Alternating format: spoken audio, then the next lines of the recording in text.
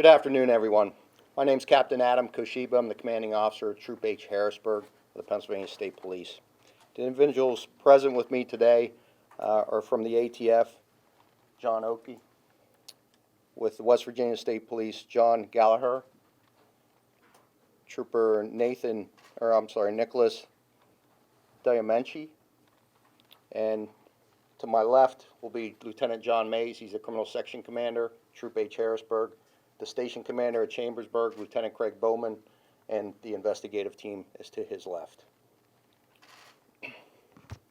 Mr. Matthew Fogel, the District Attorney from Franklin County, Pennsylvania, was not able to attend here today due to prior military obligations. My intent here today is to walk each of you through a history of the homicide of Mr. Timothy Davison, which occurred on January 4th, 2014, and ultimately concluded today with the arrest of John Wayne Strauser of Terra Alta, West Virginia. In the early morning hours of January 4th, 2014, Mr. Davison was traveling north on Interstate 81 in the Hagerstown area. He had left Florida the day prior after visiting family and was en route to Maine, where he resided. As Mr. Davison traveled along Interstate 81 north, he passed Interstate 70 and encountered another vehicle. The operator of this vehicle began pursuing him and firing a weapon at him at that time. Mr. Davison continued to flee north along Interstate 81 at that time. In an attempt to outrun the pursuing vehicle, Mr. Davison increased his speed, stopping 100 miles per hour. While attempting to flee, he called 911 and told operators that he was being fired upon by an unknown subject driving a dark-colored Ford Ranger. Mr. Davison, his route took him into Pennsylvania near milepost 3 of Interstate 81, Green Township, Franklin County, and the suspect's vehicle made contact with Mr. Davison's vehicle, pushing him into the snow-covered median at that time. Mr. Davison brought his vehicle to a stop in the median next to the southbound lanes facing the oncoming traffic. The suspect continued north, exited the interstate, turned around, and traveled back southbound. Upon his return, he discovered Mr. Davison seated in his vehicle, which Mr. Davison had stopped in the snow-covered median.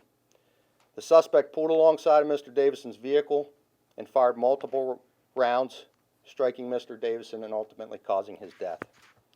This violent act has left a huge void in the Davison family, and their loss was only further compounded by the question, why did this occur? Mr. Davison had no enemies, and his route of travel had been last minute, and it had changed, and lessening the likelihood that he had been targeted in this case. During his call, he was able to provide a description of the suspect's vehicle, but he did not know the motive behind the attack. Members of the Pennsylvania State Police processed the scene and found a single .44 caliber shell casing, several bullet fragments, and a blue paint transfer on Mr. Davison's vehicle. An emblem from a Ford Ranger was also found in the median at the point where the impact between the two vehicles occurred. Law enforcement in the surrounding states were notified, and a description was disseminated to the public and other law enforcement officials. The family, as well as Pennsylvania Crime Stoppers, posted a reward for the information leading to the arrest and conviction of the person or persons responsible. An ongoing media campaign led to more than 1,000 tips passed to our investigators. Pennsylvania troopers traveled to surrounding states as well as Florida and Maine. Everyone worked diligently to develop additional investigative leads. The paint transfer recovered from Mr. Davidson's vehicle was analyzed by the FBI lab in Quantico, Virginia. They were able to determine that the paint was a distinct color used in the production of Ford Rangers in the 1990s. Investigators were then able to cross-reference the color with several sources, all in an effort to identify a potential suspect vehicle along the route of travel. Radius searches were conducted in Pennsylvania, Maryland, and West Virginia. Law enforcement from all 3 states examined vehicles owned privately at dealerships and those that had gone to salvage yards. Hundreds of potential vehicles were checked without success. Auto body shop and parts stores employees were interviewed, and no new information was developed. The investigation was ongoing when a local resident came forth in April of this year. He advised that an acquaintance had been arrested by the West Virginia State Police for homicide. The tipster, Mr. Jamie Breeze, advised that he and his wife had argued with the subject at times, and to include the night of the homicide, and he had been looking for them that particular night. This individual was identified as John Wayne Strasser. Pennsylvania troopers working with West Virginia law enforcement to further the inquiry, we found that the Ford Ranger owned by Strasser matched the year and paint color of the vehicle that we were looking for. We also learned that the West Virginia State Police recovered a Rossi ranch hand .44 caliber pistol, a firearm that was identified to have the same characteristics of the weapon in our murder. As the case progressed, investigators were able to show that on the night of the homicide, Strasser's phone was used along the route that the vehicle, along the same route that our victim traveled. Laboratory examinations continued on the items recovered at the scene of the homicide. Ballistic experts verified the casings recovered at the scene had been fired from the Rossi ranch hand recovered by the West Virginia State Police. DNA testing conducted on the recovered casings from the homicide scene yielded a partial DNA profile. This profile was compared to a sample of Strasser's DNA. The comparison revealed that Strasser's DNA shared the same markers of the partial sample found on the casing. Gunshot residue testing confirmed that a firearm had been fired in the cab of Strasser's Ford Ranger. Investigators presented their findings to the Franklin County District Attorney, who approved the criminal homicide charge filed today.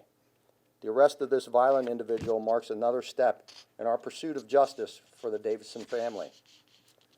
The prosecution is at the next phase of this case, and the defendant is presumed innocent until proven guilty. This investigation has taken substantial steps over the last 18 months, and we're able to arrive at this point with the various information and support that has been received from the victim's family, the public, our local, state, and federal law enforcement partners. Understanding that we are limited on further information that we can share, we will open it up to a few questions. I ask that each of you raise your hands, and we will address them individually in an orderly fashion. Mr. Davison, I'm intrigued by the connection between the Reeses and the suspect. Is the victim do you consider him a stranger who was killed in a case of mistaken identity? That's the indications that we have with what we've uncovered thus far. Yes, ma'am. The people that called in with the tip, why did they wait so long? Because in that time that passed, somebody else was killed. Did they feel more comfortable when this man was behind bars? Did they express that? That's a good question. In their knowledge of the individual, they didn't think he was capable of doing this. What we would encourage anybody when we're out looking for tips, we're seeing most of the picture, and any small piece could help our investigation, and we would encourage anyone to come forward at the time. Once again, once there was the homicide in West Virginia, that led them to believe that he certainly was capable of this, and that broke things open for us. Do you feel like if that tip came in sooner, we would have known about this months ago? It just seemed like that was the beginning. I don't want to go down that road and speculate. Certainly we would like to have it sooner. Who knows what would have occurred at that point. Is it fair to say that was like a break in the case? That was a break in the case, yes. A couple. Can you just talk about the manpower and the time that was invested in this case, not giving up to bring it to closure, and what that means for the department?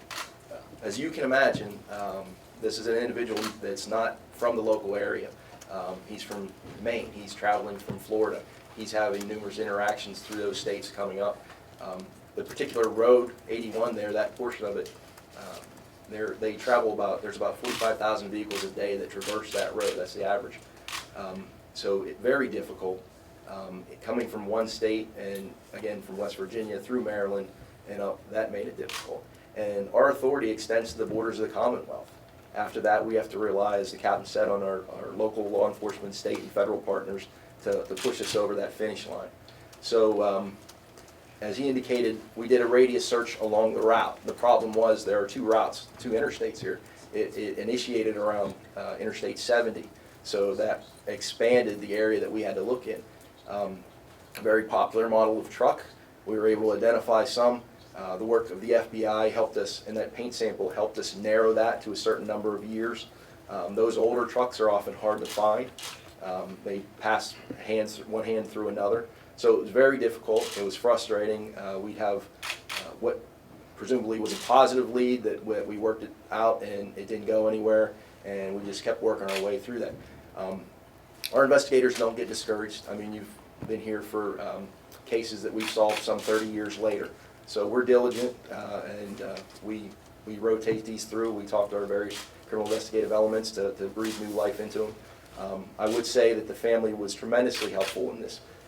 They are media savvy, and they use that to their advantage, to our advantage, and they were a partner in this investigation as well. Even during their time of grieving, I was very impressed. Can you talk a little bit about this whole case of mistaken identity? Did you guys ever entertain that before this couple came forward, and how unusual is that in a road rage incident? Certainly, you know, road rage incidents, many times they are, the two parties don't know one another. There is some offense taken by one of the parties. Here, we didn't know. We had the background of the victim. Our investigators went to Maine, they went to Florida, talked to the family on both ends. We speculated a number of things. We know he stopped for gas around 2300 in Virginia, 11 o'clock p.m. in Virginia. We went, looked there, looking for video along the route to see if there was anything that occurred. We had the audible phone calls from the victim, who he himself claimed he did not know what the motivation of his attacker was. So that was a number of things. We did entertain the mistaken identity, and we felt strongly that it was probably somewhere along the lines of a road rage incident until we got this piece of information. We didn't know how he might have offended somebody, and he didn't give us that piece either. So there were a number of scenarios that were batted back and forth by the investigative team. You received 1,000+ tips. Had this name been brought up before this couple came forward, or was this? No, the radius search we did was down 81, and it wasn't that far in western West Virginia. So after we had consumed those tips, we would have looked to branch out, but we weren't that far out yet. Yes, ma'am. How many shots do you think were fired overall? That's hard to say. We know what was on the vehicle. I think that we took some fragments, 6 different fragments, and there are a couple of bullet holes, as you've seen, in the door of the vehicle, but I couldn't tell you how many were fired overall. We only had the one casing recovered at the scene. Obviously, we don't know why his first 911 call dropped that night, but once he was reconnected, it was still several minutes before help got to him. Yes. Moving forward, have you guys thought of ways to improve your response time for cases like this when the call is further away from the barrack? Yeah, it is difficult. I mean, this case originated in Maryland, and they were doing all they could to get their assets in play. So the call drop certainly did not help matters. We don't want any emergency call to drop to us. But there was the timing that once he crossed into Pennsylvania, them bringing us on board. And it was such a volatile situation at first. I mean, he is calling out shots. They are working to get help to him, and getting another state involved at that point, that's not their first priority. So once we heard about it, you know, our people were moving there, and Maryland did a good job because, in fact, they beat us there to the scene. They were still working on getting there. Yes, sir. As far as the reward goes, since the neighbor assisted in helping police find, taking them to the field to find the gun, of the couple that came forward, is that going to be split between the three, or? I would defer to the family and the Crime Stoppers. Those organizations would have to speak to that. How was it, this case he's dealing with in West Virginia with the homicide of the woman this year, how is that going to affect moving forward in this case, prosecuting it? Well, we have to take a back seat to their investigation. They have them in custody, and they have a homicide to prosecute. What we liked in this case was that we didn't have to worry about him once he had been identified. He was already in custody, and he wasn't going to hurt anybody else. So that was a positive going forward. And we're going to work, our district attorney, along with District Attorney Melvin Snyder of Preston County, will work together. Once that prosecution has run its course, then we'll have our turn. Sir, right here. How did he sort of latch on to Timothy Davison's vehicle? I mean, could it just have been any random silver SUV on the highway? Well, it could have been, but I guess it's just the case that he happened to be on that roadway at the time. The club that the Breezes were at that night was south of Martinsburg along Route 81. That was the same route that Mr. Davison was traversing. And it just happened to be the wrong place at the wrong time, and it went from there. How far away Has is, anybody in this room spoken to Strausser or interviewed him? I'm just curious if anybody can. He has been interviewed. Did We're he not going to admit- comment on it. how far away is that club from where Davison was shot and killed? South of Martinsburg. Help me out here, guys. Close to the Virginia border, isn't it? Yeah, it's got to be an hour, I would think. Of What, Yeah, so it's not 30 miles minimum. Was the Buckingham murder also a shooting? Can you, are there any similarities between that case and this one that you can discuss? And you're talking about, my knowledge is from the media. I didn't delve deep into their investigation, but what I could say is it's another romantic interest that was involved, and there was a firearm used. So that was a relationship between this woman that called There in. were numerous relationships that we uncovered during our investigation. He wasn't limited to one partner. Is it fair to say this is ongoing, that you're going to talk to more people, or do you think you're pretty good? We're interested in having any information that could contribute to the case. It's an ongoing until we reach a prosecution and a conviction. What can you tell us about that gun? It's kind of unconventional, it looks more like a rifle to me than a pistol, but you called it a pistol. Is it like a single shot? He has to... No, it's a lever action. That lever on the bottom will swing out. I understand you can put multiple bullets into the weapon, and in this case, we obviously see that there were multiple bullets fired. How many bullets can it hold? That I couldn't speak to. Five? Five. Are you looking at him for any other crimes or any other agencies contacting you about similarities to their cases? We would certainly share the information. He's killed 2 people.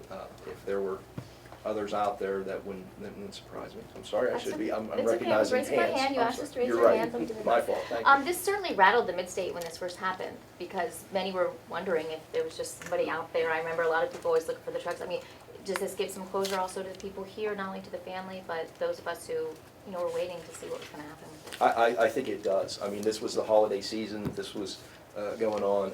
It touched a lot of families in the area. I mean, it's a touching story in itself. This family lost their son and had no idea why. So I think it does offer some sense of safety to the people that utilize these roads. And sorry. Get your hand up. There it is. You've dealt with some false leads in on this case too. So, I mean, when you really nailed down this one. Well, when you say false leads, just we had things that didn't pan out. I don't know that we've had anybody trying to lead us astray or anything.